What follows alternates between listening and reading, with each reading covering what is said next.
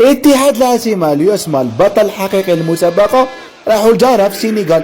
اجي شوف واش راه هي بدات بهاد الغلطة تاع الزي في لا رولونس، يرفد يدو سمعولي خوتي ويلعبوا لورجو مع ليلات، يطيح لاطاكون تاع جارها في لورجو صح دوزيام اتاكون لا ريكولا وجا من منطقة متأخرة حتى خرج عزي وخرج في دارو، ومن بعد لعبة جديدة وكسر لورجو ودوك يولي هو ان جوار طارقت لاعب مستهدف يخرج مع بنبوط يضرب هكذاك بنبوط سقم روحك عزي.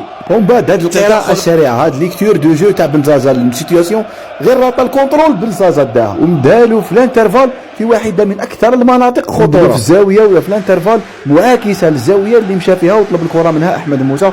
الشيء هذا راح يبرتير بالدفاع، راح يمشي مع أحمد موسى بصح ما يقدر يلقاه. ومن بعد حاج موسى يروح ويلعب بون كات باك، يلعب سونتر روتري يقدر يسيبلي له جوار اللي يكون في الاتساع اللي يكون وحده في مساحة واسعة يا غشة وشاك دير راه.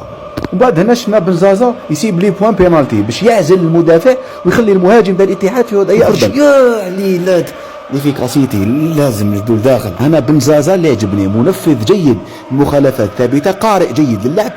خويا العزيز اذا لحقت معنا هنا وعجبك المحتوى ما تنساش الاشتراك سواء في تيك توك سواء انستغرام تشجيعا للقناه. اذا عجبك المحتوى بيان سور الاندرلاب ولا القطع للداخل اللي كان يديروا الجناح ولا الظهير تاع جارف كانوا يخلقوا تفوقات عدديه به على عماره مزيان كانت تسلك بصح لازم تركيز لازم كونسونطراسيون.